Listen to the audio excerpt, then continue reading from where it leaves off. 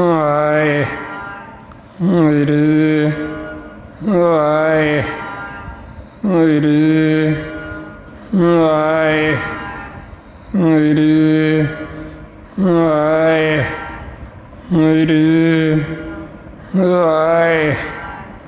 ਵਾਹਿਗੁਰੂ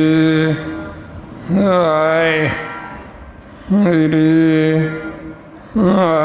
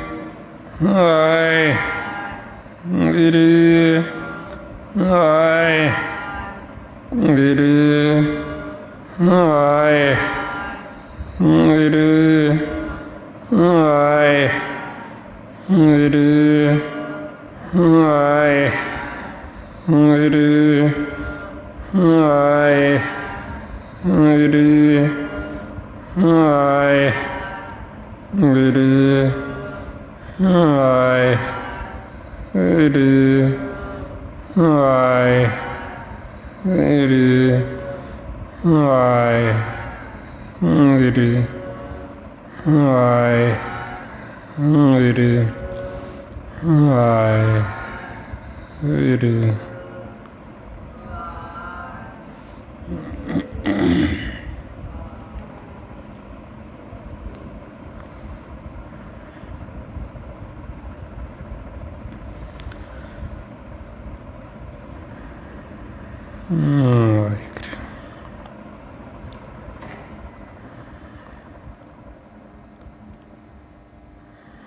ਗੁਰੂ ਜੀ ਦੀ ਸਾਜੀ ਨਵਾਜੀ, ਗੁਰੂ ਰੂਪ ਗੁਰੂ ਪਿਆਰੀ ਸਾਧ ਸੰਗਤ ਜੀ, ਵਾਹਿਗੁਰੂ ਜੀ ਕਾ ਖਾਲਸਾ, ਵਾਹਿਗੁਰੂ ਜੀ ਕੀ ਫਤਿਹ।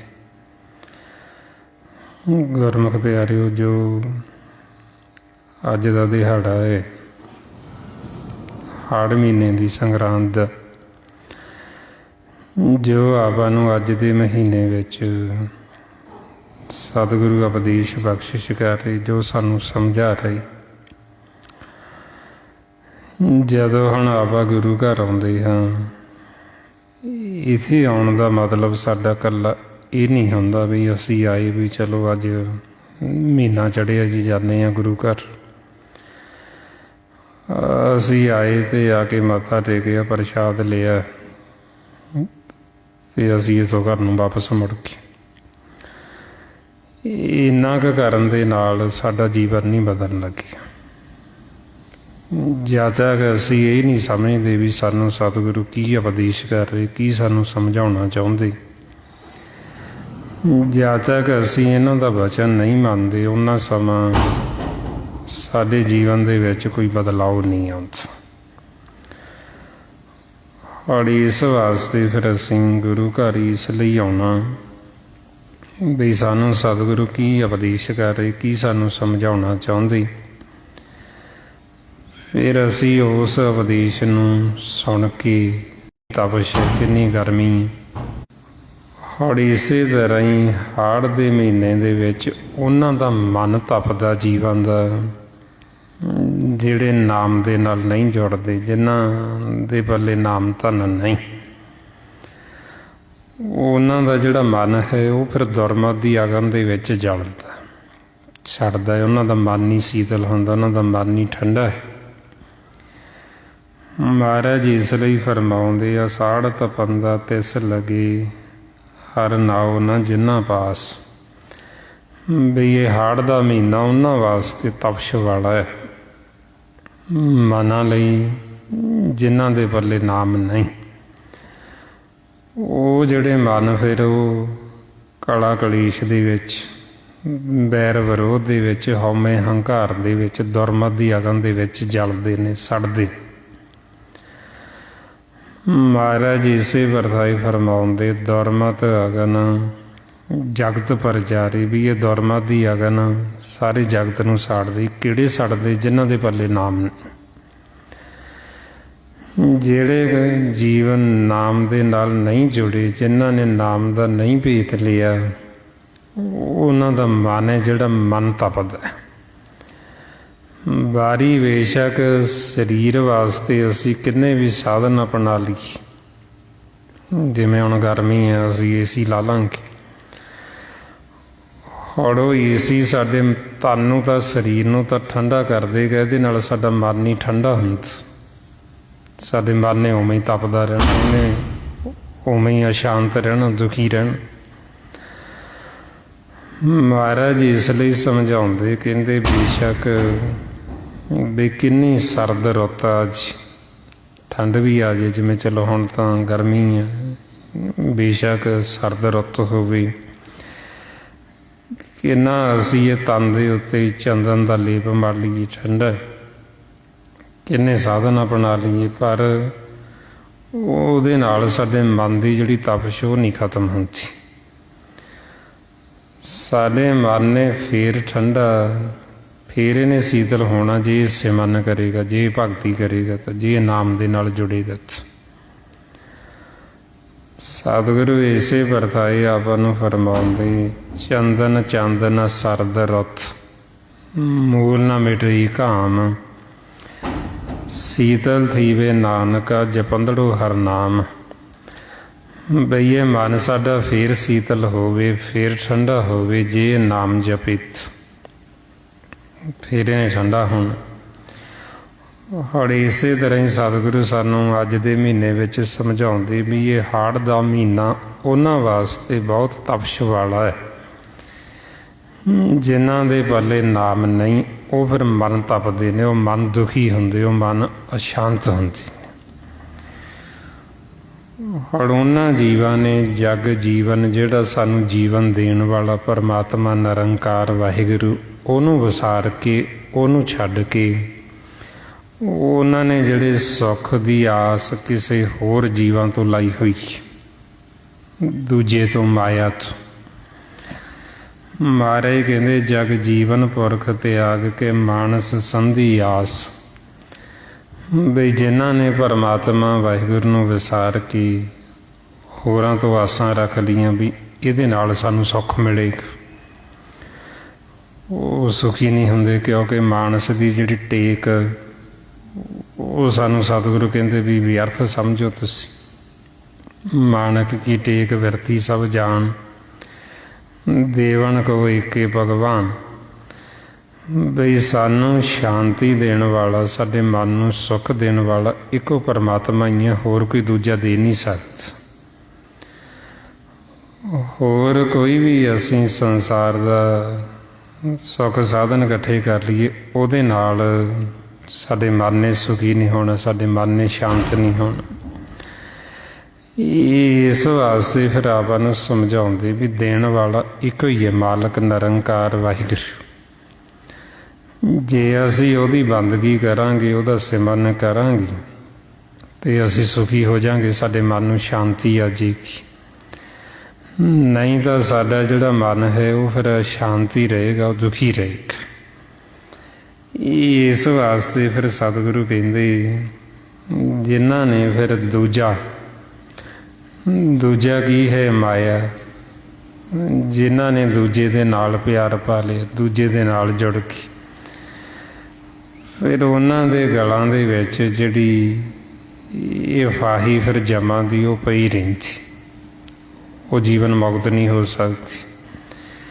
ਮਹਾਰਾਜ ਕਹਿੰਦੇ ਦੋਏ ਭਾਈ ਵਿਭੂਚੀਏ, ਗਲ ਪਈ ਸੋ ਜਮ ਕੀ ਫਾਸ। ਬਈ ਉਹ ਦੂਜੇ ਦੇ ਨਾਲ ਜੁੜੇ ਹੋਣ ਕਰਕੇ, ਮਾਇਆ ਦੇ ਨਾਲ ਜੁੜੇ ਹੋਣ ਕਰਕੇ, ਇੱਕ ਨੂੰ ਮਾਲਕ ਨੂੰ ਵਿਸਾਰ ਕੇ, ਉਹਨਾਂ ਦੇ ਜਮਾਂ ਦੀ ਫਿਰ ਫਾਹੀ ਜਿਹੜੀ ਗਲਾਂ ਦੇ ਵਿੱਚ ਪੈ ਜਾਂਦੀ। ਸਤਿਗੁਰੂ ਕਹਿੰਦੇ ਵੀ ਇਹ ਜਿਹੜੀ ਫਾਹੀ ਸਾਡੇ ਗਲਾਂ 'ਚ ਪਈ, ਇਹ ਮੋਹ ਦੀ ਫਾਹੀ ਪਈ ਹੋਈ। ਇਹ ਮੋਹ ਦੀ ਜਿਹੜੀ ਫਾਹੀ, ਇਹਨੂੰ ਸਿਲਕ ਕਹਿੰਦੇ। ਭਰਮ ਕੀ ਕੋਈ ਤ੍ਰਿਸ਼ਨਾ ਰਸ ਪੰਕਜ, ਅਤ ਤਰੀਖਣ ਮੋਹ ਕੀ ਫਾਸ। ਵੀ ਇਹ ਮੋਹ ਦੀ ਜਿਹੜੀ ਫਾਹੀ ਸਾਡੇ ਮਨਾਂ ਦੇ ਗਲਾਂ ਦੇ ਵਿੱਚ ਪੈ ਗਈ, ਜਮਾਂ ਨੇ ਫਾਹੀ ਪਾ ਲਈ। ਹੌੜੇ ਫਾਹੀ ਸਾਡੀ ਆਪਣੇ ਆਪ ਕੱਟੀ ਨਹੀਂ ਜਾਂਦੀ। ਜ਼ਿਆਦਾ ਕਿ ਫਾਹੀ ਸਾਡੀ ਕੱਟੀ ਨਹੀਂ ਜਾਂਦੀ, ਅਸੀਂ ਆਜ਼ਾਦ ਨਹੀਂ ਹੋ ਸਕਦੇ, ਸਾਡੀ ਇੱਥੋਂ ਖਲਾਸੀ ਨਹੀਂ ਹੋ ਸਕਦੀ। ਅਸੀਂ ਵਾਰ-ਵਾਰ ਫਿਰ ਇੱਥੇ ਵਾਪਸ ਮੁੜਦੇ ਆਵਾਂਗੇ।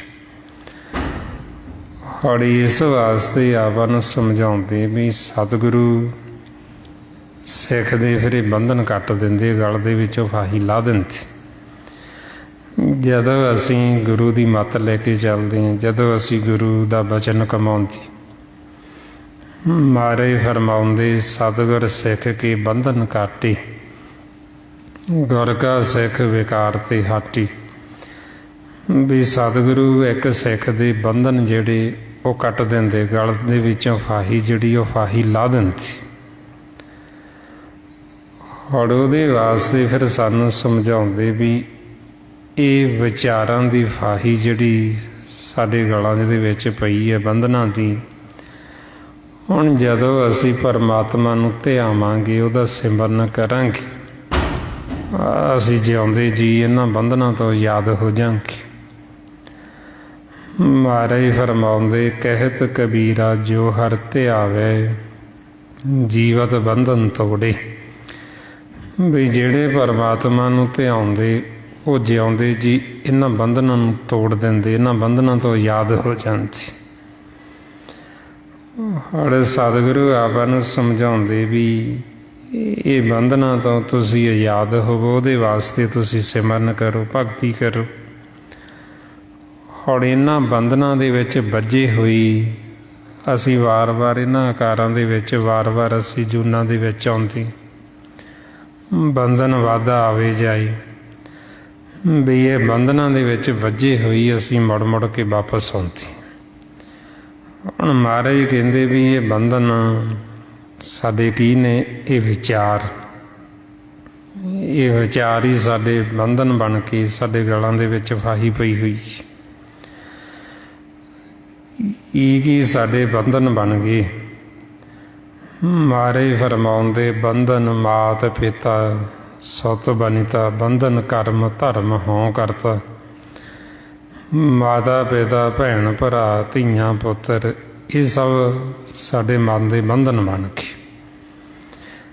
ਬੰਧਨਾਂ ਦੇ ਵਿੱਚ ਵੱਜਾ ਹੋਏ ਜੀਵ ਦਿਨ ਰਾਤ ਕਰਮ ਕਰਦਾ। ਔਰ ਸਤਿਗੁਰੂ ਸਾਨੂੰ ਸਮਝਾਉਂਦੇ ਵੀ ਤੁਸੀਂ ਇਹਨਾਂ ਬੰਧਨਾਂ ਤੋਂ ਆਜ਼ਾਦ ਹੋ। ਔਰ ਦੋ ਤਰੀਕੇ ਇਹਨਾਂ ਬੰਧਨਾਂ ਤੋਂ ਆਜ਼ਾਦ ਹੋਣ ਵਾਸਤੇ, ਦੋ ਤਰੀਕੇ ਦੇ ਨਾਲ ਸਾਡੇ ਬੰਧਨ ਟੁੱਟਦੇ। ਜ਼ਿਆਦਾ ਹੁਣ ਅਸੀਂ ਸਿਮਰਨ ਅਭਿਆਸ ਕਰੀਏ ਤੇ ਅਸੀਂ ਜਿਉਂਦੇ ਜੀ ਇਹਨਾਂ ਬੰਧਨਾਂ ਤੋਂ ਆਜ਼ਾਦ ਹੋ ਜਾਂਦੇ, ਤੋੜ ਦਿੰਦੇ ਅਸੀਂ ਆਪਦੇ ਆਪ ਬੰਧਨਾਂ ਨੂੰ।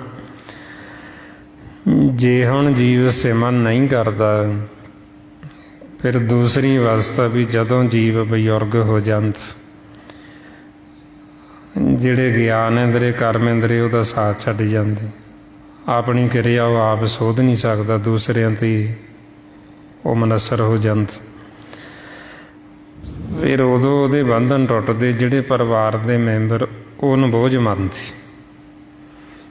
ਵੀ ਜ਼ਿਆਦਾ ਇਹ ਉੱਠ ਕੇ ਕੰਮ ਕਾਰ ਕਰੇ, ਆਪਦੀ ਕਿਰਿਆ ਆਪ ਚਲਾਵੇ, ਨਹੀਂ ਤਾਂ ਇਹ ਹੁਣ ਸੰਸਾਰ 'ਚੋਂ ਜਾਵੇ। ਵੀ ਉਦੋਂ ਫਿਰ ਉਹਨੂੰ ਬੋਝ ਮੰਨਦੇ ਅਤੇ ਉਦੋਂ ਜੀਵ ਦੇ ਬੰਧਨ ਟੁੱਟਦੇ। ਜਦੋਂ ਉਹਨੂੰ ਬੋਝ ਮੰਨਦੇ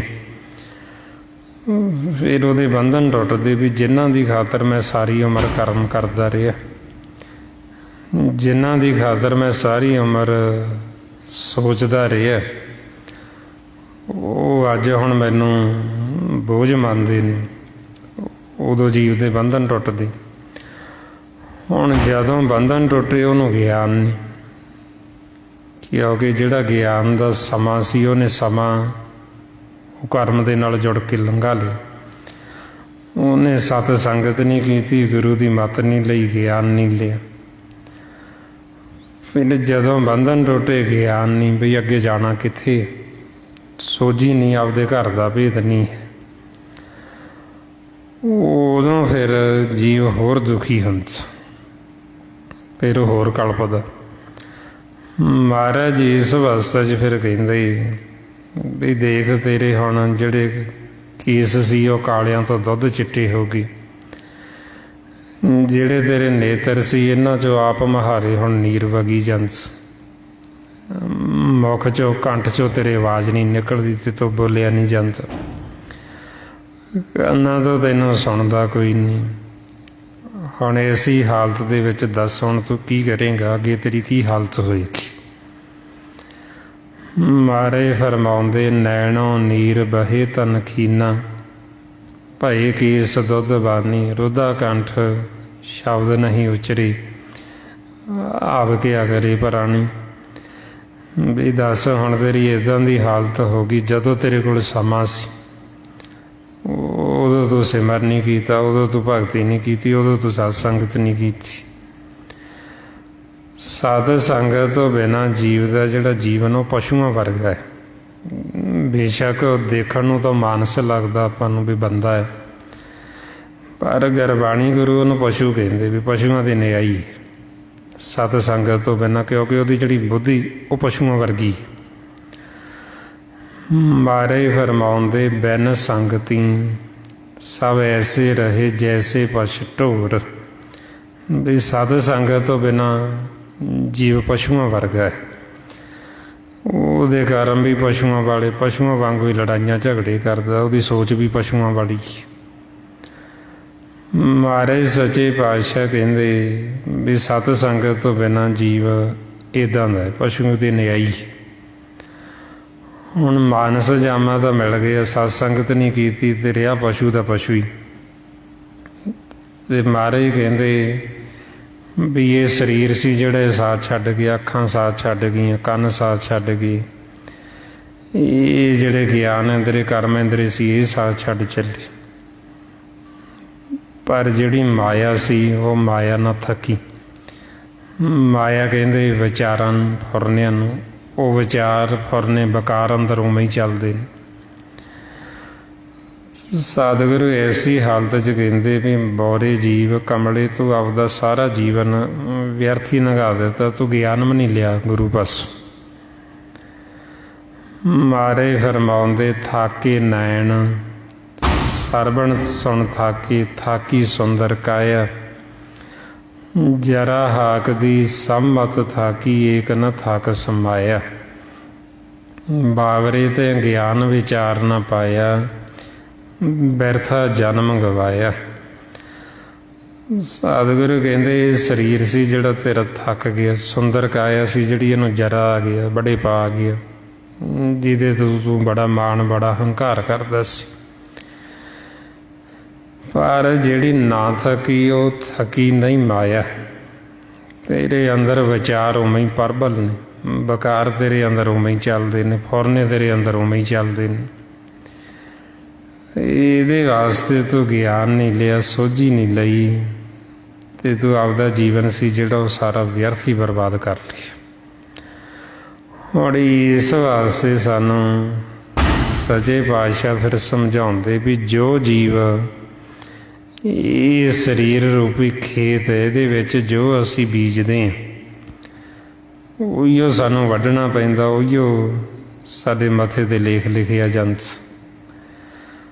ਸਤਿਗੁਰੂ ਫਰਮਾਉਂਦੇ ਜਿਹਾ ਬੀਜੇ ਸੋ ਲੁਣੇ ਮੱਥੇ ਜੋ ਲਖਿਆਸ, ਬਈ ਇਹ ਜਿਹੜਾ ਸਾਡਾ ਸਰੀਰ ਇਹ ਕਰਮਾਂ ਰੂਪੀ ਖੇਤ ਹੈ, ਜੋ ਅਸੀਂ ਇਹਦੇ ਵਿੱਚ ਬੀਜਾਂਗੇ ਉਹੀਓ ਸਾਨੂੰ ਵੱਢਣਾ ਪੈਣਾ। ਖੇਤ ਸਰੀਰ ਜੋ ਬੀਜਿਆ ਸੋ ਅੰਤ ਖਲੋ ਆਏ। ਜੋ ਅਸੀਂ ਜਿਵੇਂ ਹੁਣ ਖੇਤ ਦੇ ਵਿੱਚ ਜੀਵ ਜਿਹੜਾ ਖੇਤੀ ਕਰਦਾ ਜੋ ਬੀਜ ਪਾਉਂਦਾ ਉਹੀਓ ਉਹਨੂੰ ਵੱਢਣਾ ਪੈਂਦਾ। ਹੁਣ ਇਸੇ ਤਰ੍ਹਾਂ ਹੀ ਇਹ ਕਰਮਾਂ ਰੂਪੀ ਖੇਤ ਹੈ, ਜੋ ਅਸੀਂ ਇਹਦੇ ਵਿੱਚ ਬੀਜਾਂਗੇ ਉਹੀਓ ਸਾਨੂੰ ਵੱਢਣਾ ਪੈਣਾ। ਇਹ ਨਹੀਂ ਬਈ ਜੇ ਅਸੀਂ ਆਖੀਏ ਵੀ ਬੀਜੀਏ ਤਾਂ ਅਸੀਂ ਵੇਖੋ ਬੀਜੀਏ ਅਸੀਂ ਜ਼ਹਿਰ ਤੇ ਆਖੀਏ ਵੀ ਸਾਨੂੰ ਅੰਮ੍ਰਿਤ ਮਿਲੇਗਾ, ਉਹ ਤਾਂ ਸਾਨੂੰ ਮਿਲਣਾ ਨਹੀਂ। ਸਤਿਗੁਰੂ ਕਹਿੰਦੇ ਬੀਜੇ ਬੈਖ ਮੰਗੇ ਅੰਮ੍ਰਿਤ ਵੇਖੋ ਇਹੋ ਨਿਆਓ। ਵੀ ਇਹ ਕਿੱਦਾਂ ਦੇ ਨਿਆਂ ਦੀ ਗੱਲ ਹੋਈ ਵੀ ਬੀਜਦਾ ਤਾਂ ਬੈਖ ਜ਼ਹਿਰ ਹੈ ਤੇ ਮੰਗਦਾ ਅੰਮ੍ਰਿਤ ਹੈ, ਉਹ ਕਿੱਥੋਂ ਮਿਲੇਗਾ। ਜੇ ਹੁਣ ਅਸੀਂ ਇਹ ਸਰੀਰ ਦੇ ਵਿੱਚ ਰਹਿੰਦੇ ਹੋਏ ਕਰੀਏ ਤਾਂ ਅਸੀਂ ਵੈਰ ਵਿਰੋਧ ਕਰੀਏ, ਅਸੀਂ ਈਰਖਾ ਨਫ਼ਰਤ ਕਰੀਏ, ਅਸੀਂ ਨਿੰਦਿਆ ਚੁਗਲੀ, ਫਿਰ ਅਸੀਂ ਆਖੀਏ ਅਸੀਂ ਮੁਕਤ ਹੋ ਜਾਵਾਂਗੇ ਜੀ, ਸਾਨੂੰ ਦਰਗਾਹ ਦੇ ਵਿੱਚ ਥਾਂ ਮਿਲ ਜੇਗੀ। ਮਹਾਰਾਜ ਕਹਿੰਦੇ ਤਾਂ ਨਿਆਂ ਦੀ ਗੱਲ ਨਾ ਹੋਈ, ਤੁਸੀਂ ਜੋ ਬੀਜਿਆ ਉਹੀ ਉਹਦਾ ਤੁਹਾਨੂੰ ਵੱਢਣਾ ਪੈਣਾ। ਜੇ ਅਸੀਂ ਇਹਦੇ ਵਿੱਚ ਨਾਮ ਦੀ ਖੇਤੀ ਕਰਾਂਗੇ, ਫਿਰ ਉਹ ਨਾਮ ਦਾ ਬੀਜ ਅਸੀਂ ਪਾਵਾਂਗੇ ਅੰਦਰ, ਉਹਨੂੰ ਫਲ ਲੱਗਣਾ ਅੰਮ੍ਰਿਤ, ਫਿਰ ਸਾਨੂੰ ਅੰਮ੍ਰਿਤ ਮਿਲੇਗਾ। ਅੰਮ੍ਰਿਤ ਪੀਵਾਂਗੇ ਤੇ ਸਦਾ ਲਈ ਅਮਰ ਹੋ ਜਾਵਾਂਗੇ। ਹੁਣ ਇਸ ਵਾਸਤੇ ਕਹਿੰਦੇ ਵੀ ਜੋ ਅਸੀਂ ਇਸ ਖੇਤ ਦੇ ਵਿੱਚ ਬੀਜਦੇ ਹਾਂ ਉਹੀਓ ਸਾਨੂੰ ਫਿਰ ਉਹਦਾ ਫਲ ਮਿਲਦਾ। ਜੇ ਹੁਣ ਇਹਦੇ ਵਿੱਚ ਅਸੀਂ ਨਾਮ ਦੀ ਖੇਤੀ ਨਹੀਂ ਕਰਾਂਗੇ, ਮਹਾਰਾਜ ਕਹਿੰਦੇ ਹੋਰ ਕੋਈ ਰੁੱਤ ਨਹੀਂ ਵੀ ਹੁਣ ਬੱਤਰ ਹੈ, ਹੌਣੀ ਵੇਲਾ ਹੌਣੀ ਮੌਕਾ ਵੀ ਤੁਸੀਂ ਭਰਮ 'ਚ ਨਾ ਭੁੱਲੋ ਵੀ ਅਸੀਂ ਹੁਣ ਨਹੀਂ ਜੀ ਫੇਰ ਕਰ ਲਾਂਗੇ। ਮਹਾਰਾਜ ਫਰਮਾਉਂਦੇ ਅਬ ਕੱਲੂ ਆਇਓ ਰੇ ਇੱਕ ਨਾਮ ਬੋਵੋ ਬੋਵੋ ਆਨ ਰੁੱਤ ਨਾਹੀਂ ਮਤ ਭਰਮ ਭੁੱਲੋ ਭੁੱਲੋ, ਵੀ ਹੋਰ ਕੋਈ ਰੁੱਤ ਹੋਰ ਕੋਈ ਜਨਮ ਨਹੀਂ, ਹੋਰ ਕੋਈ ਸਮਾਂ ਨਹੀਂ, ਹੌਣੀ ਸਮਾਂ ਤੇ ਹੌਣੀ ਮੌਕਾ ਹੌਣੀ ਵੇਲਾ ਹੈ। ਮਹਾਰਾਜ ਤਾਈਆਂ ਫਰਮਾਉਂਦੇ ਹੁਣ ਵੱਤੇ ਹਰ ਨਾਮ ਨਾ ਬੀਜਿਓ ਅੱਗੇ ਭੁੱਖਾ ਗਿਆ ਖਾਈ, ਬਈ ਹੁਣ ਵਤਰ ਸੀ ਹੁਣ ਵੇਲਾ ਸੀ, ਜੇ ਤੁਸੀਂ ਹੁਣ ਨਹੀਂ ਨਾਮ ਦੀ ਖੇਤੀ ਕਰੋਗੇ ਤੇ ਫਿਰ ਅੱਗੇ ਭੁੱਖੇ ਤੁਸੀਂ ਕੀ ਖਾਓਗੇ। ਮਹਾਰਾਜ ਇਸ ਲਈ ਫਿਰ ਸਮਝਾਉਂਦੇ ਵੀ ਹੁਣ ਵੇਲਾ ਹੈ, ਹੁਣ ਸਾਨੂੰ ਵਾਰੀ ਹੈ, ਹੁਣ ਮੌਕਾ ਹੈ ਪਰਮਾਤਮਾ ਨੂੰ ਮਿਲਣ ਵਾਸਤੇ। ਰੋਜ਼ ਆਪਾਂ ਨੂੰ ਸਤਿਗੁਰੂ ਫਰਮਾਉਂਦੇ ਭਈ ਪ੍ਰਾਪਤ ਮਾਨੁਖ ਦੇ ਹੁਰੀਆ, ਗੋਬਿੰਦ ਮਿਲਣ ਕੀ ਇਹ ਤੇਰੀ ਵਾਰੀ ਹੈ, ਵੀ ਹੁਣ ਹੀ ਵਾਰੀ। ਸਮਾਂ ਜਿਹੜਾ ਸਾਡਾ ਰੋਜ਼ ਦੀ ਰੋਜ਼ ਸਾਡਾ ਬੀਤਦਾ ਜਾ ਰਿਹਾ, ਸਮਾਂ ਸਾਡਾ ਲੰਘਦਾ ਜਾ ਰਿਹਾ, ਸਾਨੂੰ ਤਾਂਹੀਓ ਸਮਝਾਉਂਦੇ ਵੀ ਹੁਣ ਤੁਸੀਂ ਗੁਰੂ ਨੂੰ ਮਿਲ ਕੇ ਆਪਦਾ ਜਿਹੜਾ ਅਸਲ ਕਾਰਜ ਹੈ ਉਹਨੂੰ ਛੇਤੀ ਤੋਂ ਛੇਤੀ ਸਵਾਰ ਲਓ।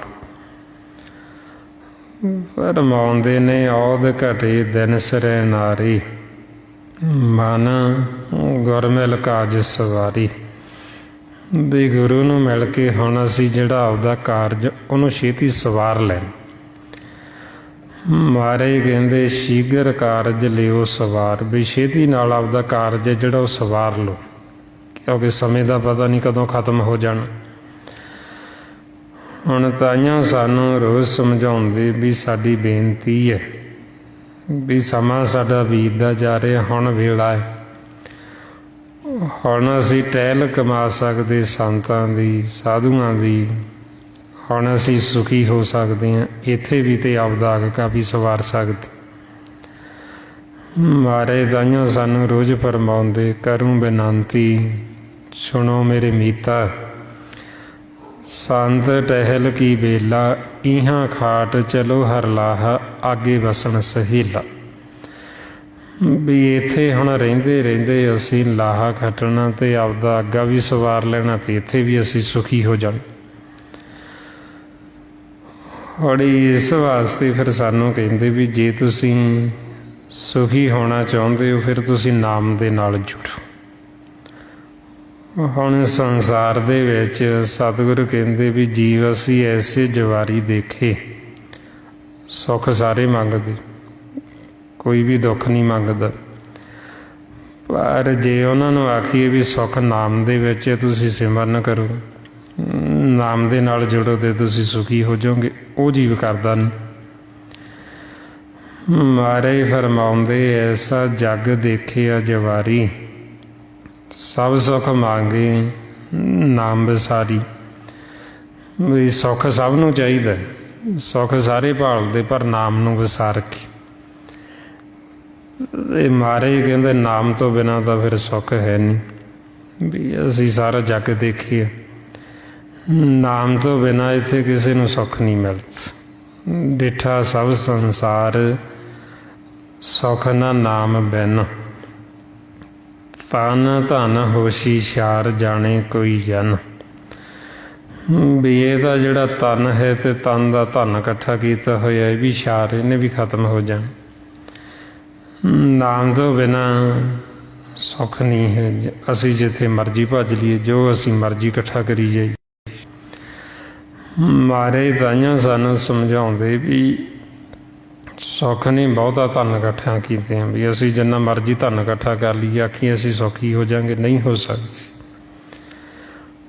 ਸੁੱਖ ਨਹੀਂ, ਅਸੀਂ ਸੰਸਾਰ ਦੇ ਜਿੰਨੇ ਮਰਜ਼ੀ ਰੰਗ ਤਮਾਸ਼ੇ ਦੇਖ ਲਈਏ, ਨਾਟਕ ਚੇਟਕ ਦੇਖ ਲਈਏ, ਜਿੰਨਾ ਮਰਜ਼ੀ ਘੁੰਮ ਫਿਰ ਆਈਏ, ਤਾਂ ਵੀ ਸਾਡੇ ਮਨ ਨੂੰ ਸੁੱਖ ਨਹੀਂ। ਸੁੱਖ ਨਹੀਂ ਪਰਦੇਸਾਂ 'ਚ ਜਾ ਕੇ ਕਮਾਈਆਂ ਕਰੀਏ ਤਾਂ ਵੀ ਸੁੱਖ ਨਹੀਂ। ਜੇ ਮਹਾਰਾਜ ਕਹਿੰਦੇ ਸੁੱਖ ਲੈਣਾ ਤੇ ਫਿਰ ਤੁਸੀਂ ਸਿਮਰਨ ਕਰੋ। ਨਾਮ ਦੇ ਵਿੱਚ ਸਾਰੇ ਸੁੱਖ ਰਮਾਉਂਦੇ ਨੇ। ਸੁੱਖ ਨਾਹੀਂ ਬਹੁਤਾ ਧਨ ਖਾਟੀ, ਸੁੱਖ ਨਾਹੀਂ ਪੇਖੇ ਨਿਤ ਨਾਟੀ, ਸੁੱਖ ਨਾਹੀਂ ਬਹੁਦੇਸ਼ ਕਮਾਏ, ਸਰਬ ਸੁੱਖਾਂ ਹਰ ਹਰ ਗੁਣ ਗਾਏ। ਵੀ ਸਾਰੇ ਸੁੱਖ ਤੈਨੂੰ ਤਾਂ ਮਿਲਣਗੇ ਜੇ ਤੂੰ ਪਰਮਾਤਮਾ ਦੇ ਗੁਣ ਗਾਵੇਂ। ਹੁਣ ਸੰਸਾਰ ਦੇ ਵਿੱਚ ਜੀਵ ਅਗਿਆਨਤਾ ਵਸ ਹੋਣ ਕਰਕੇ ਉਹ ਸੁੱਖਾਂ ਦੇ ਵਿੱਚ ਪਿੱਛੇ ਭੱਜਦਾ, ਵੀ ਮੈਨੂੰ ਇਹਦੇ ਵਿੱਚ ਸੁੱਖ ਮਿਲ ਜਾਏਗਾ, ਮੈਂ ਮਾਇਆ ਇਕੱਠੀ ਕਰ ਲਾਂ ਤੇ ਸੁਖੀ ਹੋ ਜਾਵਾਂਗਾ। ਫਿਰ ਨਹੀਂ ਸੁਖੀ ਹੁੰਦਾ। ਮੈਂ ਸੰਸਾਰ ਦਾ ਵੱਧ ਤੋਂ ਵੱਧ ਸਾਜੋ ਸਮਾਨ ਇਕੱਠਾ ਕਰ ਲਵਾਂ ਤਾਂ ਨਹੀਂ ਸੁੱਖ ਮਿਲਦਾ। ਹੁਣ ਸਤਿਗੁਰੂ ਸਾਨੂੰ ਨਿਚੋੜ ਕੱਢ ਕੇ ਦੱਸ ਤੱਤ ਦੀ ਗੱਲ, ਬਈ ਤੁਸੀਂ ਜਿੱਥੇ ਮਰਜ਼ੀ ਭੱਜ ਲਓ, ਪਰਮਾਤਮਾ ਦੀ ਸਿਮਰਨ ਤੋਂ ਭਗਤੀ ਤੋਂ ਬਿਨਾਂ ਤੁਹਾਡਾ ਛੁਟਕਾਰਾ ਨਹੀਂ ਹੋ ਸਕਦਾ, ਤੁਸੀਂ ਸੁਖੀ ਨਹੀਂ ਹੋ ਸਕਦੇ। ਮਹਾਰਾਜ ਫਰਮਾਉਂਦੇ ਕਹੋ ਨਾਨਕ ਇਹੋ ਤੱਤ ਵਿਚਾਰਾ, ਬਿਨ ਹਰਿ ਭਜਨ ਨਾਹੀਂ ਛੁਟਕਾਰਾ। ਪਰਮਾਤਮਾ ਦੀ ਭਗਤੀ ਤੋਂ ਬਿਨਾਂ ਸਾਡਾ ਛੁਟਕਾਰਾ ਨਹੀਂ ਹੋ ਸਕਦਾ, ਅਸੀਂ ਸੁਖੀ ਨਹੀਂ ਹੋ ਸਕਦੇ। ਤਾਈਆਂ ਫਿਰ ਸਾਨੂੰ ਸਮਝਾਉਂਦੇ ਵੀ ਜੇ ਸੁਖੀ ਹੋਣਾ ਫਿਰ ਤੁਸੀਂ ਨਾਮ ਦੀ ਖੇਤੀ ਕਰੋ। ਤੁਸੀਂ ਇਸ ਕਰਮਾਂ ਰੂਪੀ ਖੇਤ ਦੇ ਵਿੱਚ ਨਾਮ ਬੀਜੋ, ਨਾਮ ਦੀ ਖੇਤੀ ਕਰੋ ਤੇ ਫਿਰ ਤੁਸੀਂ ਸੁਖੀ ਹੋਵੋਗੇ। ਮਹਾਰਾਜ ਕਹਿੰਦੇ ਨਾਮ ਖੇਤੀ ਬੀਜੋ ਭਾਈ ਮੀਤ, ਸੌਦਾ ਕਰੋ ਗੁਰ ਸੇਵੋ ਨੀਤ। ਵੀ ਜੇ ਤੁਸੀਂ ਨਾਮ ਦੀ ਖੇਤੀ ਕਰੋਗੇ ਤੇ ਤੁਸੀਂ ਸੁਖੀ ਹੋ ਜਾਓਗੇ। ਉਹਦੇ ਵਿੱਚ ਸਾਨੂੰ ਸੁੱਖ ਹੀ ਸੁੱਖ, ਆਨੰਦ ਹੀ ਆਨੰਦ। ਜੇ ਹੁਣ ਅਸੀਂ ਇਸੇ ਤਰ੍ਹਾਂ ਹੀ ਆਪਦੀ ਮੱਤ ਦੁਆਰਾ ਚੱਲਦੇ ਨੇ, ਨਾਮ ਸਿਮਰਨ ਕੀਤਾ, ਨਾ ਅਸੀਂ ਸਤਸੰਗਤ ਕੀਤੀ, ਫਿਰ ਸਾਡੇ ਜੀਵਨ ਦੀ ਜਿਹੜੀ ਰਹਿਣ ਇਹ ਤਾਂ ਬੀਤ ਹੀ ਜਾਣੀ ਹੈ। ਮਰਨਾ ਤਾਂ ਅਸੀਂ ਸਭ ਨਹੀਂ ਹੈ, ਇੱਕ ਦਿਨ ਜਾਣਾ ਤਾਂ ਹੈਗਾ ਹੀ। ਇੱਥੋਂ ਇੱਥੇ ਸਦਾ ਤਾਂ ਕਿਸੇ ਨੇ ਬੈਠੇ ਨਹੀਂ ਰਹਿਣਾ। ਇਹ ਸਾਡੀ ਜਿਹੜੀ ਉਮਰ ਆਰਜੂ ਇਹ ਰਾਤ ਵਾਂਗੂ ਬੀਤ ਜਾਂਦੀ, ਜਦੋਂ ਬੀਤ ਗਈ ਫਿਰ ਜੀਵ ਪਛਤਾਉਂਦਾ। ਮਹਾਰਾਜ ਕਹਿੰਦੇ ਰਹਿਣ ਬਿਹਾਣੀ ਪਛਤਾਣੀ, ਉੱਠ ਚੱਲੀ ਗਈ ਨਿਰਾਸ। ਵੀ ਇਹ ਜਿਹੜੇ ਜੀਵਨ ਦੀ ਰਹਿਣ ਸੀ ਉਹ ਤਾਂ ਬੀਤ ਗਈ ਤੇ ਜਮਾ ਨੇ ਆ ਕੇ ਉਠਾ ਲੈਣਾ, ਫਿਰ ਸੁੱਤੀ ਨਹੀਂ। ਜਦੋਂ ਉਠਾਇਆ ਤੇ ਫਿਰ ਨਿਰਾਸ਼ਾ ਹੋਈ ਵੀ ਇਹ ਤਾਂ ਸੁੱਤਿਆ ਨਹੀਂ, ਸਾਰੀ ਉਮਰ ਲੰਘਾਤੀ। ਉਦੋਂ ਪਤਾ ਲੱਗਦਾ ਵੀ ਇਹ ਤਾਂ ਅਸੀਂ ਸੁਪਨਾ ਦੇਖ ਰਹੇ ਸੀ। ਜਿਹੜਾ ਇਹ ਜਗਤ ਦੇ ਵਿੱਚ ਅਸੀਂ ਦੇਖ ਰਹੇ ਇਹਨੂੰ ਸੁਪਨਾ ਕਹਿੰਦੇ। ਜਗ ਸੁਪਨਾ ਬਾਜੀ ਬਣੀ, ਖਿਆਨਵੇਂ ਖੇਲ ਖਲਾਏ, ਸੰਜੋਗੀ ਮਿਲੇ ਕਿਸੇ ਬਜੋਗੀ ਉੱਠ ਜਾਏ। ਫਿਰ ਸਾਨੂੰ ਨਿਰਾਸ਼ਾ ਹੁੰਦੀ ਵੀ ਉਹ ਹੋ ਜੀਵਨ ਮਿਲਿਆ ਸੀ, ਸਾਰੀ ਉਮਰ ਸੁੱਤਿਆ ਨਹੀਂ ਲੰਘਾਤੀ, ਸੁਪਨਾ ਹੀ ਦੇਖਦੇ ਰਹੇ ਸਾਰੀ ਉਮਰ, ਜਾਗੇ ਹੀ ਨਾ। ਫਿਰ ਉਦੋਂ ਪਤਾ ਲੱਗਦਾ ਵੀ ਸੁਪਨੇ ਦੇ ਵਿੱਚ ਕੋਈ ਮੇਰੀ ਮਾਂ ਬਣੀ ਸੀ, ਕੋਈ ਮੇਰਾ ਪਿਓ ਬਣਿਆ ਸੀ, ਕੋਈ ਪੁੱਤਰ ਬਣਿਆ ਸੀ, ਕੋਈ ਧੀ ਬਣੀ ਹੋਈ ਸੀ, ਕੋਈ ਭੈਣ ਭਰਾ ਬਣੀ ਹੋਈ ਸੀ। ਉਹ ਜਦੋਂ ਅੱਖ ਖੋਲ੍ਹੀ ਰਹਿਣ, ਜਦੋਂ ਬੀਤ ਗਈ ਉਮਰ, ਬੀਤ ਗਈ, ਸਮਾਂ ਲੰਘ ਗਿਆ ਅਤੇ ਉਹ ਸੁਪਨਾ ਟੁੱਟ ਗਿਆ, ਸੁਪਨਾ ਖਤਮ ਹੋ ਗਿਆ। ਫਿਰ ਭੇਦ ਖੁੱਲ੍ਹਦਾ ਵੀ ਇਹ ਤਾਂ ਮੈਂ ਸਾਰੀ ਉਮਰ ਸੁਪਨੇ 'ਚ ਹੀ ਲੰਘਾ ਦਿੱਤੀ। ਇਸੇ ਵਾਸਤਾ ਜੀ ਮਹਾਰਾਜ ਕਹਿੰਦੇ ਜੈਸਾ ਸੁਪਨਾ ਰਹਿਣ ਕਾ ਤੈਸੋ ਇਹ ਸੰਸਾਰ। ਜਿਵੇਂ ਆਪਾਂ ਰਾਤ ਨੂੰ ਸੁੱਤੇ ਪਏ ਸੁਪਨਾ ਦੇਖਦੇ, ਜਦੋਂ ਆਪਣੀ ਅੱਖ ਖੁੱਲ੍ਹ ਜਾਂਦੀ ਸੁਪਨਾ ਖਤਮ ਹੋ ਜਾਂਦਾ, ਟੁੱਟ ਜਾਂਦਾ, ਅਤੇ ਫਿਰ ਪਤਾ ਲੱਗਦਾ ਵੀ ਇਹ ਤਾਂ ਸੁਪਨਾ ਦੇਖ ਰਹੀ ਸੀ। ਹੁਣ ਇਸੇ ਤਰ੍ਹਾਂ ਹੀ ਸਾਡੇ ਮਨ ਦੀ ਅਵਸਥਾ, ਜਦ ਤੱਕ ਇਹ ਸੰਸਾਰ ਦੇ ਵਿੱਚ ਸੁੱਤਾ ਹੋਇਆ ਇਹ ਸੁਪਨਾ ਦੇਖਦਾ, ਜਦੋਂ ਫਿਰ ਇਹ ਜਾਗਦਾ ਤਾਂ ਇਹ ਸੁਪਨਾ ਟੁੱਟ ਜਾਂਦਾ, ਫਿਰ ਪਤਾ ਲੱਗਦਾ ਵੀ ਇਹ ਤਾਂ ਸੁਪਨਾ ਸੀ, ਨਹੀਂ ਕੀਤੀ। ਗੁਰਮੁਖ ਆਪਾਂ ਨੂੰ ਸਮਝਾਉਂਦੇ ਵੀ ਸੰਗਤ ਕਰੋ, ਸਿਮਰਨ ਕਰੋ, ਗੁਰਬਾਣੀ ਗੁਰੂ ਸਾਨੂੰ ਵਾਰ-ਵਾਰ ਕਹਿੰਦੇ, ਉਦੋਂ ਅਸੀਂ ਮੰਨਦੇ ਨਹੀਂ ਇਹਨਾਂ ਦਾ ਕਹਿਣਾ। ਹੁਣ ਕਿਸੇ ਜੀਵ ਨੂੰ ਆਖੋ ਵੀ ਸਿਮਰਨ ਕਰੋ, ਉਹ ਕਹਿੰਦਾ ਮੇਰੇ ਕੋਲ ਕੰਮ ਹੀ ਬਹੁਤ ਹੈ, ਸਮਾਂ ਹੀ ਨਹੀਂ। ਉਹਨੂੰ ਕਹੋ ਸੰਗਤ ਕਰੋ ਅਤੇ ਉਹ ਕਹਿੰਦਾ ਸੰਗਤ ਵਾਸਤੇ ਮੇਰੇ ਕੋਲ ਸਮਾਂ ਨਹੀਂ। ਮਹਾਰਾਜ ਕਹਿੰਦੇ ਵੀ ਹੁਣ ਉਹ ਲੋਭ ਦੇ ਵਿੱਚ ਪਿਆ ਹੋਇਆ, ਕੰਮ ਵਾਸਤੇ ਉਹਦੇ ਕੋਲ ਸਮਾਂ ਬਹੁਤ ਹੈ, ਦਿਨੇ ਵੀ ਕਰਦਾ ਅਤੇ ਰਾਤ ਨੂੰ ਵੀ ਸਮਾਂ ਕੱਢ ਲੈਂਦਾ ਵੀ ਚਲੋ ਮੈਂ ਹੋਰ ਕਰ ਲਵਾਂ। ਜਿਹੜਾ ਸਾਡਾ ਨਿੱਜੀ ਕੰਮ ਹੈ ਸਿਮਰਨ ਕਰਨਾ, ਭਗਤੀ ਕਰਨਾ, ਉਹਦੇ ਵਾਸਤੇ ਸਮਾਂ ਨਹੀਂ। ਫਿਰ ਮਹਾਰਾਜ ਕਹਿੰਦੇ ਵੀ ਉਦੋਂ ਤੂੰ ਲੋਭ ਦੇ ਵਿੱਚ ਪਿਆ ਰਿਹਾ, ਉਦੋਂ ਜਦੋਂ ਤੂੰ ਕਰ ਸਕਦਾ ਸੀ ਉਦੋਂ ਤੂੰ ਕੀਤਾ ਨਹੀਂ, ਅਤੇ ਹੁਣ ਤਾਂ ਤੈਨੂੰ ਪਛਤਾਉਣ ਦਾ ਕੋਈ ਲਾਭ ਨਹੀਂ, ਕੋਈ ਲਾਹਾ ਨਹੀਂ। ਮਹਾਰਾਜ ਇਸ ਅਵਸਥਾ 'ਚ ਫਰਮਾਉਂਦੇ, ਕਰਨ ਹੁਤੋ ਸੋ ਨਾ ਕੀਓ, ਪਰਿਓ ਲੋਭ ਕੇ ਫੰਦ, ਨਾਨਕ ਸਮਿਓ ਰਮ ਗਿਓ ਅਬ ਕਿਉਂ ਰੋਵਤ ਅੰਧ। ਵੀ ਜਦੋਂ ਤੂੰ ਕਰ ਸਕਦਾ ਸੀ ਉਦੋਂ ਤੂੰ ਕੀਤਾ ਨਹੀਂ, ਜਦੋਂ ਤੂੰ ਜਾਗ ਸਕਦਾ ਸੀ ਉਦੋਂ ਤੂੰ ਜਾਗਿਆ ਨਹੀਂ, ਉਦੋਂ ਤਾਂ ਤੈਨੂੰ ਸੁਪਨਾ ਬੜਾ ਸੋਹਣਾ ਲੱਗਦਾ ਸੀ, ਉਦੋਂ ਤਾਂ ਤੂੰ ਇਸ ਸੁਪਨੇ ਨੂੰ ਹੀ ਸਾਰਾ ਸੱਚ ਕਰਕੇ ਮੰਨਿਆ ਹੋਇਆ ਸੀ ਵੀ ਮੈਂ ਕਿਹੜਾ ਇੱਥੋਂ ਜਾਣਾ। ਹੁਣ ਤਾਂ ਤੈਨੂੰ ਪਛਤਾਉਣ ਦਾ ਕੋਈ ਲਾਭ ਨਹੀਂ, ਕੋਈ ਲਾਹਾ ਨਹੀਂ, ਕਿਉਂਕਿ ਤੇਰੀ ਜਿਹੜੀ ਵਾਰੀ ਸੀ, ਤੇਰਾ ਜਿਹੜਾ ਮੌਕਾ ਸੀ, ਉਹ ਹੁਣ ਤੂੰ ਹੱਥੋਂ ਗਵਾ ਲਿਆ।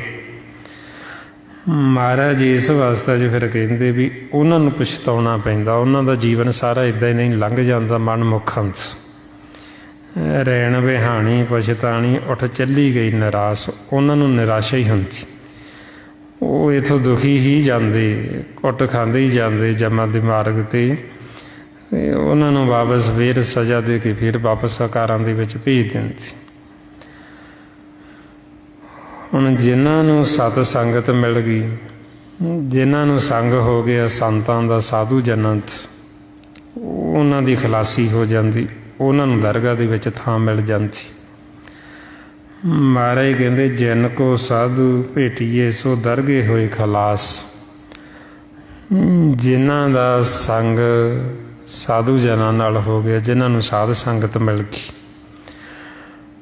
ਮਹਾਰਾਜ ਇਸ ਲਈ ਫਿਰ ਸਾਧ ਸੰਗਤ ਦੀ ਬਹੁਤ ਮਹਿਮਾ, ਬਹੁਤ ਵਡਿਆਈ ਕਰਦੇ ਗੁਰਬਾਣੀ ਗੁਰੂ ਵਿੱਚ। ਜਿਨ੍ਹਾਂ ਨੂੰ ਇਹ ਸਤ ਸੰਗਤ ਮਿਲ ਜਾਂਦੀ ਉਹ ਤਰ ਜਾਂਦੀ। ਰਮਾਉਂਦੇ ਮੇਰੇ ਮਾਧੋ ਜੀ ਸਤ ਸੰਗਤ ਮਿਲੇ ਸੋ ਤਰਿਆ। ਜਿਨ੍ਹਾਂ ਨੂੰ ਸਤ ਸੰਗਤ ਮਿਲ ਜਾਂਦੀ ਉਹਨਾਂ ਦਾ ਮਨ ਨਿਰਮਲ ਹੋ ਜਾਂਦਾ, ਉਹਨਾਂ ਦੀ ਕਰਨੀ ਨਿਰਮਲ ਹੋ ਜਾਂਦੀ। ਸਾਧ ਸੰਗਤ ਹੋਏ ਨਿਰਮਲਾ, ਉਹਨਾਂ ਗੁਰਮੁਖਾਂ ਦਾ ਮਨ ਜਿਹੜਾ ਉਹ ਨਿਰਮਲ ਹੋ ਜਾਂਦਾ, ਉਹਨਾਂ ਦੀ ਮੈਲ ਉਤਰ ਜਾਂਦੀ।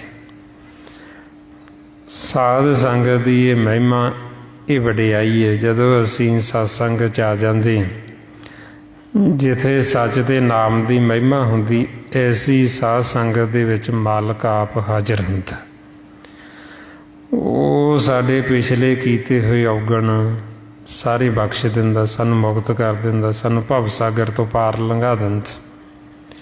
ਇਹ ਸਾਧ ਸੰਗਤ ਦੀ ਵਡਿਆਈ। ਮਹਾਰਾਜ ਫਰਮਾਉਂਦੇ ਮੁਕਤ ਭਏ ਕਰ ਸਾਧ ਸੰਗਤ, ਤਿੰਨ ਕੇ ਔਗਣ ਸਭ ਭਰ ਹਰਿਆ। ਤਿੰਨ ਕੋ ਦੇਖ ਭਏ ਹੈ ਕਿਰਪਾਲਾ, ਤਿੰਨ ਭਵ ਸਾਗਰ ਤਰਿਆ। ਮਾਲਕ ਇੰਨਾ ਦਿਆਲੂ ਕਿਰਪਾਲੂ ਹੈ, ਜਦੋਂ ਅਸੀਂ ਸਾਧ ਸੰਗਤ 'ਚ ਆ ਜਾਂਦੇ ਉਹ ਫਿਰ ਸਾਡੇ ਔਗਣ ਨਹੀਂ ਦੇਖਦਾ, ਉਹ ਸਾਡੇ ਔਗਣ ਨਹੀਂ ਚਿਤਾਰਦਾ। ਸਾਡੇ ਪਿਛਲੇ ਔਗਣ ਬਖਸ਼ ਕੇ ਸਾਨੂੰ ਮੁਕਤ ਕਰ ਦਿੰਦਾ, ਸਾਨੂੰ ਭਵ ਸਾਗਰ ਤੋਂ ਪਾਰ ਲੰਘਾ ਦਿੰਦਾ। ਇਸ ਵਾਸਤੇ ਫਿਰ ਮਹਾਰਾਜ ਕਹਿੰਦੇ ਜਿਨ੍ਹਾਂ ਨੂੰ ਸਤ ਸੰਗਤ ਮਿਲ ਜਾਂਦੀ ਉਹ ਤਰ ਜਾਂਦੀ, ਉਹਨਾਂ ਦੀ ਖਲਾਸੀ ਹੋ ਜਾਂਦੀ, ਉਹਨਾਂ ਨੂੰ ਦਰਗਾਹ ਦੇ ਵਿੱਚ ਥਾਂ ਮਿਲ ਜਾਂਦੀ। ਇਹ ਤਾਈਓ ਸਾਨੂੰ ਸਮਝਾਉਂਦੇ ਵੀ ਸਤ ਸੰਗਤ ਦੇ ਵਿੱਚ ਆਵੋ।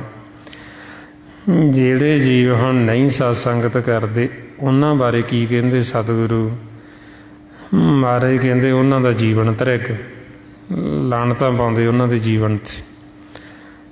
ਰੋਜ਼ ਆਵਾ ਨੂੰ ਫਰਮਾਉਂਦੇ, ਜੋ ਸਤਿਗੁਰ ਸ਼ਰਨ ਸੰਗਤ ਨਹੀਂ ਆਏ, ਧਰਿਗ ਜੀਵੇ ਧਰਿਗ ਜੀਵਾਸ।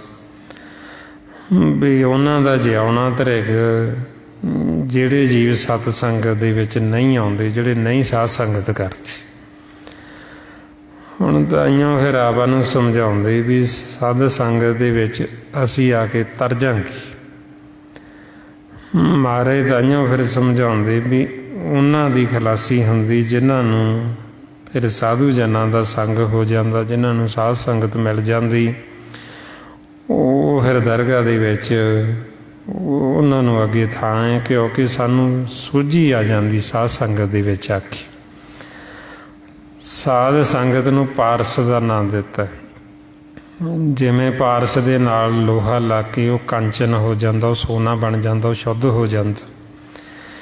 ਇਹ ਇਸੇ ਤਰ੍ਹਾਂ ਹੀ ਸਾਡਾ ਜਿਹੜਾ ਮਨ ਹੈ, ਇਹ ਪਹਿਲਾਂ ਮਨਮੁਖ ਹੋਇਆ, ਇਹ ਲੋਹਾ ਰੂਪ ਹੋਇਆ ਹੁੰਦਾ, ਇਹਨੂੰ ਜੰਗਾਲ ਲੱਗਿਆ ਹੁੰਦਾ।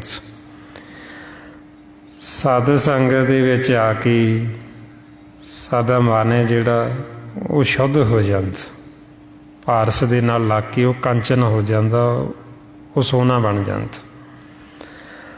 ਮਾਰੇ ਫਰਮਾਉਂਦੇ, ਸਾਧ ਸੰਗਤ ਮਿਲ ਵਿਵੇਕ ਬੁੱਧ ਹੋਈ, ਪਾਰਸ ਪਰਸ ਲੋਹਾ ਕੰਚਨ ਸੋਈ।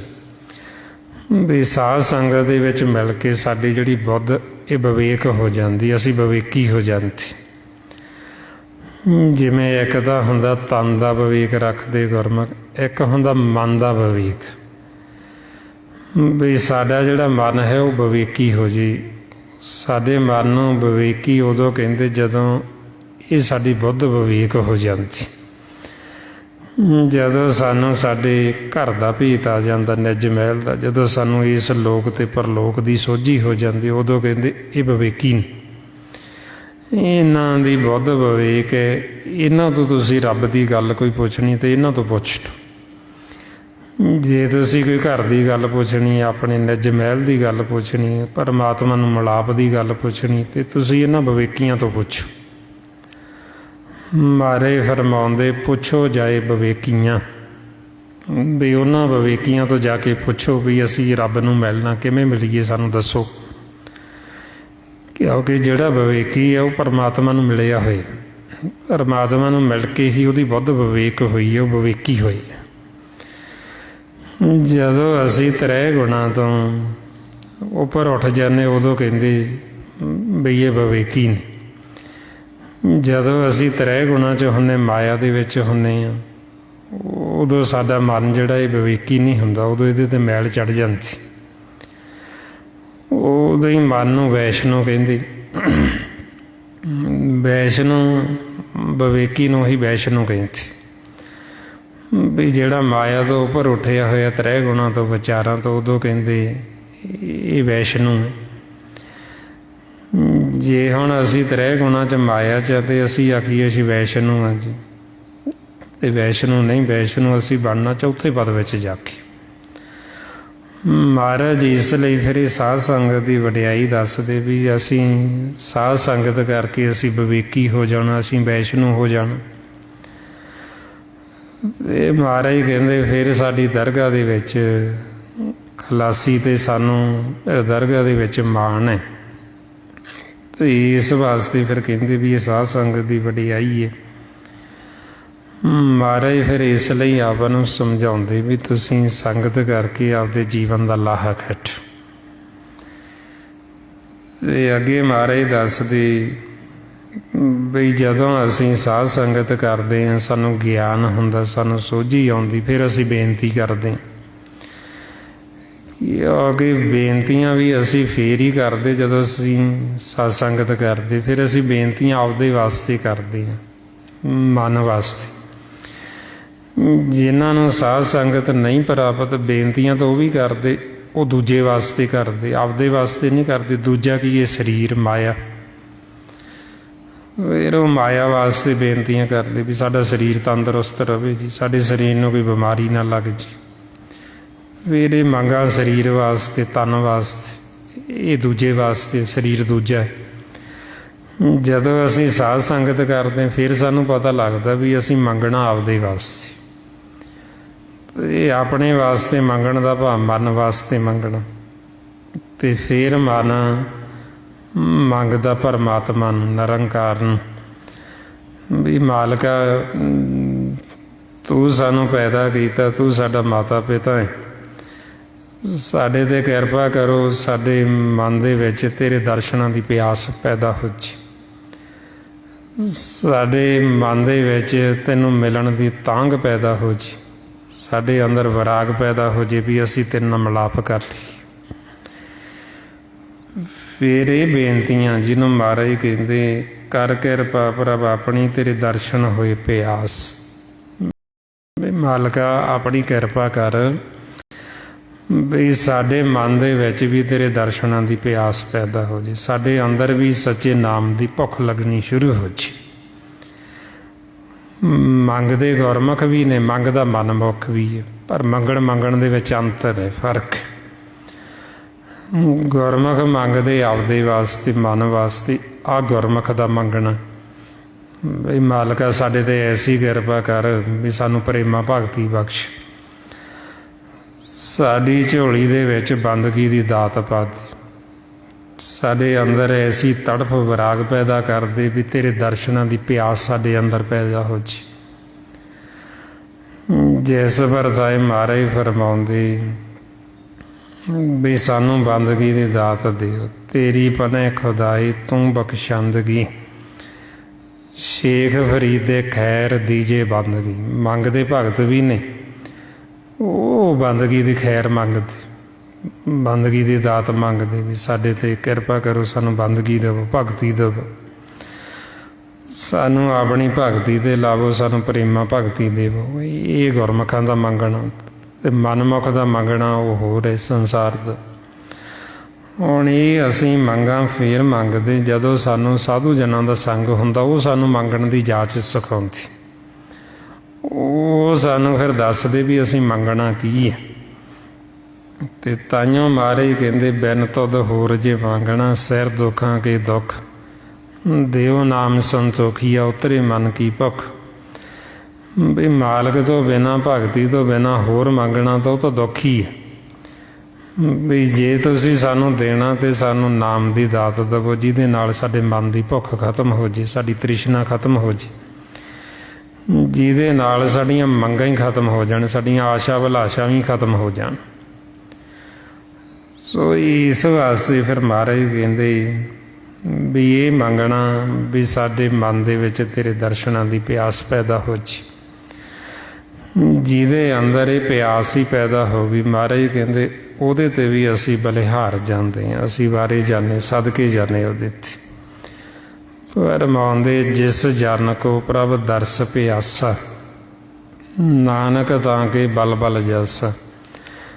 ਮਹਾਰਾਜ ਕਹਿੰਦੇ ਉਹਦੇ 'ਤੇ ਅਸੀਂ ਬਲਿਹਾਰ ਹਾਂ, ਜਿਹਦੇ ਅੰਦਰ ਹੀ ਪਿਆਸ ਮਾਲਕ ਦੇ ਦਰਸ਼ਨਾਂ ਦੀ, ਮਾਲਕ ਨੂੰ ਮਿਲਣ ਦੀ ਤਾਂਘ ਹੈ ਜਿਹਦੇ ਅੰਦਰ। ਹੁਣ ਉਹਨਾਂ ਦਾ ਜੀਵਨ ਸਫਲ ਹੋ ਗਿਆ ਜਿਨ੍ਹਾਂ ਦੇ ਅੰਦਰ ਇਹ ਭੁੱਖ ਪਿਆਸ ਪੈਦਾ ਹੋ ਗਈ। ਮਹਾਰਾਜ ਫਰਮਾਉਂਦੇ ਸਭ ਜਨਮ ਤਿੰਨਾਂ ਕਾ ਸਫਲ ਹੈ, ਜਿਨ ਹਰ ਕੇ ਨਾਮ ਕੀ ਮਨ ਲਾਗੀ ਭੁੱਖਾ। ਜਿਨ੍ਹਾਂ ਨੂੰ ਨਾਮ ਦੀ ਭੁੱਖ ਲੱਗਣ ਲੱਗੀ ਉਹਨਾਂ ਦਾ ਜੀਵਨ ਸਫਲ ਹੋ ਗਿਆ। ਸੋ ਇਹ ਭੁੱਖ, ਇਹ ਪਿਆਸ ਸਾਡੇ ਅੰਦਰ ਫੇਰ ਹੀ ਪੈਦਾ ਹੁੰਦੀ ਜਦੋਂ ਅਸੀਂ ਸਾਧ ਸੰਗਤ ਕਰਦੇ। ਸਤ ਸੰਗਤ ਕਰਾਂਗੇ, ਸੰਤਾਂ ਨੇ, ਸਾਧੂਆਂ ਨੇ ਸਾਡੇ ਅੰਦਰ ਇਹ ਤੜਫ ਅਤੇ ਵਿਰਾਗ ਹੀ ਪੈਦਾ ਕਰਨਾ। ਉਹਨਾਂ ਦੇ ਜਿਹੜੇ ਬਚਨ ਹੁੰਦੇ ਅੰਮ੍ਰਿਤਮਈ, ਉਹਨਾਂ ਨੇ ਬਚਨ ਸੁਣਾ ਕੇ ਸਾਡੇ ਮਨ ਦੀ ਮੈਲ ਲਾ ਦੇਣੀ। ਜਦੋਂ ਸਾਡੇ ਮਨ ਦੀ ਮੈਲ ਲੈ ਜਾਂਦੀ ਅਤੇ ਸਾਡਾ ਮਨ ਵਿਰਾਗੀ ਹੋ ਜਾਂਦਾ। ਜਿਹੜਾ ਮਨ ਨਿਰਮਲ ਹੈ, ਨਿਰਮਲ ਮਨ ਵਿਰਾਗੀ ਹੋ ਜਾਂਦਾ। ਫਿਰ ਹੁਣ ਕਿਵੇਂ ਸਾਡੇ ਮਨ ਨੇ ਨਿਰਮਲ ਹੋਣਾ, ਕਿਵੇਂ ਅਸੀਂ ਇਹ ਮਨ ਨੂੰ ਧੋਣਾ? ਇੱਕ ਤਾਂ ਇਹ ਸ਼ਬਦ ਦੀ ਵਿਚਾਰ ਜਦੋਂ ਆਪਾਂ ਗੁਰਬਾਣੀ ਗੁਰੂ ਦੀ ਕਰਦੇ ਹਾਂ, ਇਹਦੇ ਨਾਲ ਸਾਡਾ ਮਨ ਧੋਤਾ ਜਾਂਦਾ। ਫਰਮਾਉਂਦੇ ਮਨ ਤਨ ਧੋਵੇ ਸ਼ਬਦ ਵਿਚਾਰੀ। ਦੂਸਰਾ ਜਦੋਂ ਅਸੀਂ ਸਿਮਰਨ ਕਰਦੇ ਹਾਂ, ਉਹਦੇ ਨਾਲ ਸਾਡਾ ਮਨ ਧੋਤਾ ਜਾਂਦਾ। ਕਰ ਇਸ਼ਨਾਨ ਸਿਮਰ ਪ੍ਰਭ ਆਪਣਾ, ਮਨ ਤਨ ਭਈ ਅਰੋਗਾ।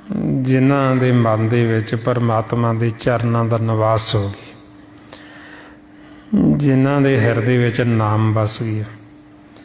ਮਾਰੇ ਕਹਿੰਦੇ ਅਸਾੜ ਸਹਾਂਦਾ ਤਿਸ ਲਗੇ, ਜਿਸ ਮਨ ਹਰ ਚਰਨ ਨਿਵਾਸ। ਬਈ ਇਹ ਹਾੜ ਦਾ ਮਹੀਨਾ ਉਹਨਾਂ ਵਾਸਤੇ ਸੋਹਣਾ, ਉਹਨਾਂ ਵਾਸਤੇ ਬੜਾ ਸੁੰਦਰ, ਬੜਾ ਠੰਡਾ, ਜਿਨ੍ਹਾਂ ਦੇ ਮਨ ਦੇ ਵਿੱਚ ਪਰਮਾਤਮਾ ਦੇ ਚਰਨਾਂ ਦਾ ਵਾਸ ਹੋ ਗਿਆ।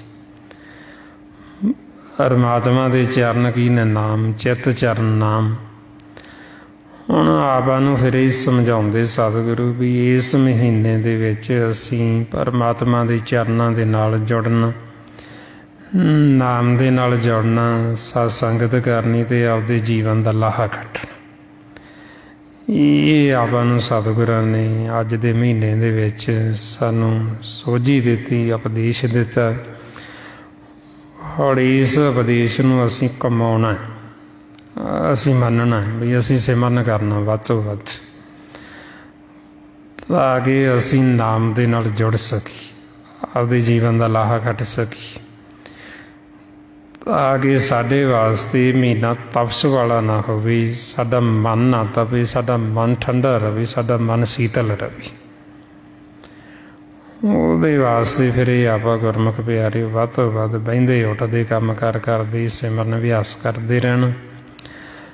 ਗੁਰਬਾਣੀ ਗੁਰੂ ਨੂੰ ਜਦੋਂ ਆਪਾਂ ਪੜ੍ਹਦੇ ਸਹਿਜ ਦੇ ਨਾਲ ਵਿਚਾਰਨਾ, ਖੋਜਣਾ, ਤਾਂ ਕਿ ਸਾਡਾ ਮਨ ਪਾਸੇ ਨਾ ਜਾਵੇ।